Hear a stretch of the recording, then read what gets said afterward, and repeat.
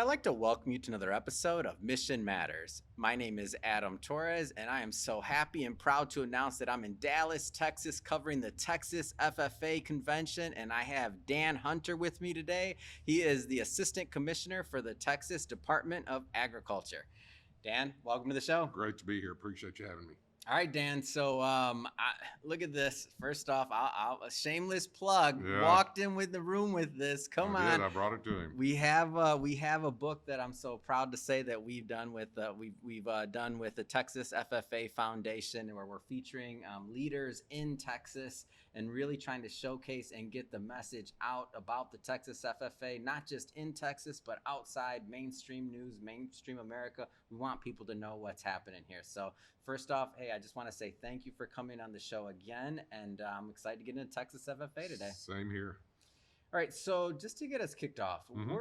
where did it begin for you? Like, how did you learn about Texas FFA originally? So I probably learned when I was in elementary school. Began with the fact that I had an older brother and an older sister that were both involved in FFA, and of course went through the program and showing animals and things like that with them. And then as I got into high school, of course, was a part of the FFA chapter there in my hometown of Roscoe, Texas, which is out in the middle of kind of nowhere, West Texas, but had the opportunity there to get involved in leadership, and was a district officer, was an area officer, and then eventually was a state FFA officer as well. So from my standpoint, the FFA gave me lots of tools in my toolbox to be able to take on the things that come to you at life, and very exciting, from the standpoint that when you think back on those days and what you learned, and those people are still the most impactful folks that you've ever met in your life.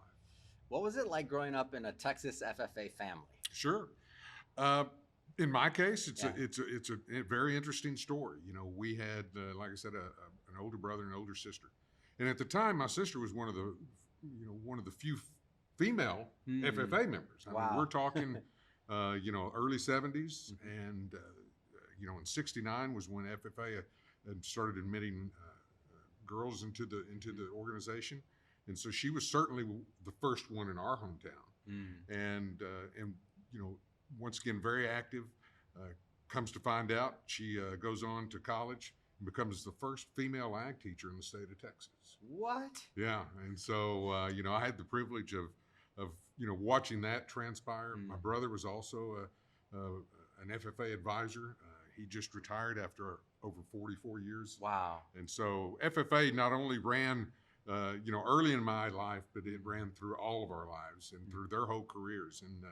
And then after my sister taught at several schools, she went on to be a professor at Tarleton State University and trained many of the ag teachers that are down here today. Yeah. And so it's been one of those adventures for me that was, like you said, a family adventure, but I also got to watch some history unfold.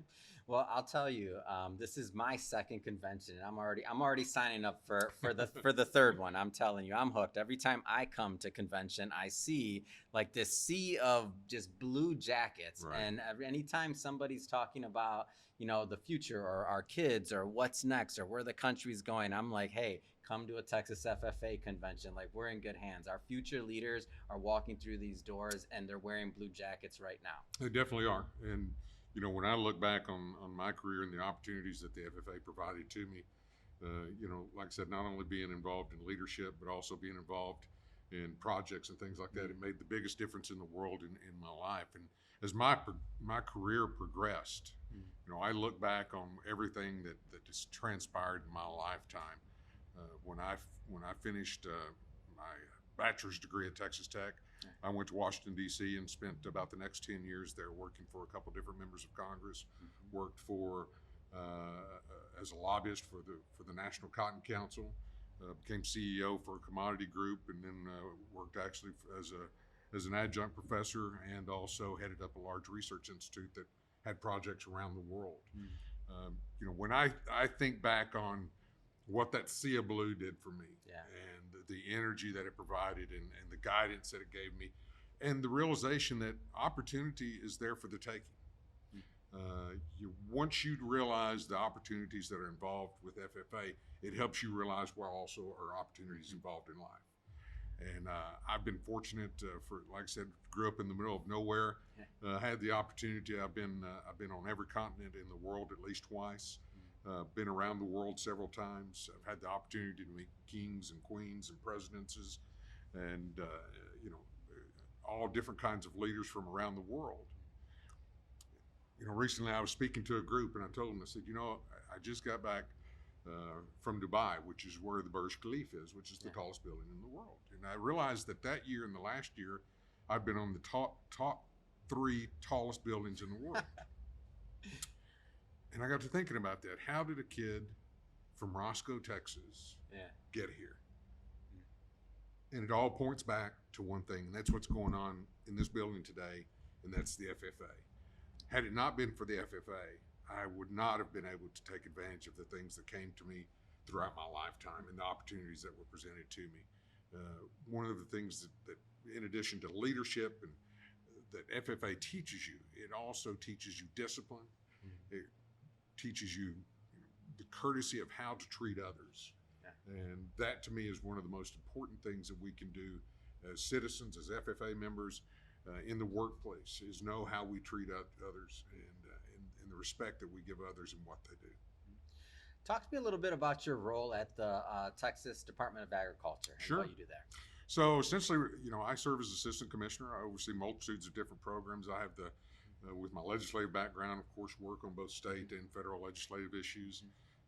Oversee the marketing division, which includes not only our Go Texan program, which is one of the biggest branded marketing programs, not only in the United States, but also in the world. Wow. And then I get to oversee our international marketing. So we'll be this year, I think, in 23 or 24 different countries marketing Texas products around the world, which, to be quite honest, people love Texas. You know, you go anywhere in the world, and you know, people say, "Oh, you're doing, you know, you got a tough sales job," and I go, "No, I've got the easiest sales job in the world, because I can go anywhere in the world, and I don't care whether I'm in the, you know, in the Pacific, or if I'm in, you know, in Europe, or if I'm in Africa."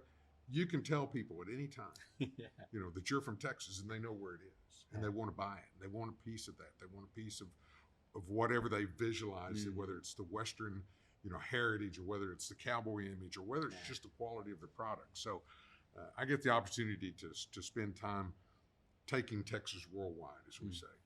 So you have a unique vantage point, obviously, because you grew up in I would say a pivotal Texas FFA family. I mean, with your sister's background, with your background, I mean, you have lineage there. Yes. First off. Second off, you've traveled the world. I mean, you've been on every continent. So what does Texas FFA mean to the state of Texas? Sure. No doubt. As you mentioned earlier, this is where leaders begin for the future. When you see people who are heads of companies, when you see people who have been successful, whether it's in a you know, media career, or whether it's in a business, there's a good chance that at some point in their life they ran into the FFA, or the FFA ran into them. And I can't get in an Uber. I'll tell you, I can't go in an Uber. I can't have a sip of water. I can't go to a grocery store. People are like, "Oh, what are you doing?" I mean, maybe I don't look like, because I have on a tie and it's 100 degrees outside. They obviously know that I'm not walking down the street, right. And they're like, "What are you doing?" "I'm going to convention." And they're like, "Convention? Which one?" "Oh, FFA, like Texas." And then every single person, they have a story. They have an uncle. They have somebody that's been part of it. Like you can't walk around the corner without somebody talking about it. That's exactly right. And I think that's one of the things that Texas FFA has specifically done. They've been very successful in not only creating that image and things that people realize, but also creating the opportunities out there. You know, when you talk about the number of scholarships that are given, when you look at the businesses that have FFA members or past FFA members involved, it's tremendous. And why is that?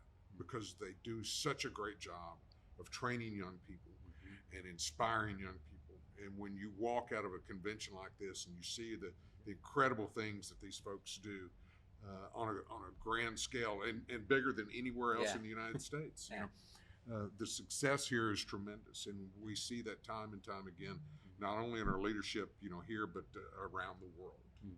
So I want you to talk for a moment to the executives out there. A lot of business owners, a lot of entrepreneurs, a lot of executives out there that watch this show, and I cover a lot of conferences. So everything from Milken Conference to we cover global conferences. And I'm always interested in some of the magic of why outside corporations, companies, other things should support a particular conference or an organization. So speaking specifically to the business leaders out there and the decision makers, like why should they get involved with Texas FFA and support if they're not already doing it? I guess the number one thing I'd look you in the eye and say is, do you care about the future of the world? Because what you are seeing here is the beginning of the leadership for the next generation. This is something that is a legacy. You have an opportunity to do lots of things in your life, but to leave a legacy is one of the greatest things you can do. And that legacy is creating leaders of the future. If you can say I had a small part in it or I had a big part in it, then you've done something that will change not only people's lives, but also has the ability to change the world. And so when you think about all the different things that you can sponsor, there's no doubt that investing in the future leadership of Texas, the future leadership of the United States, and the future leadership of the world, there's not a better place to put a dollar. Ah, well said. Well, Dan, I just want to say, really appreciate you making some time for us to come on the show. I look forward to hearing more about Texas FFA from some of the other individuals coming on, but it's been an absolute pleasure. Great. Thank you for bringing out on the book. Thank you for bringing out the book. Yeah. Oh, there we go. So, Dan, I really appreciate you coming on the show. Thanks again. Good to be here. Thank you very much. All right. Appreciate it.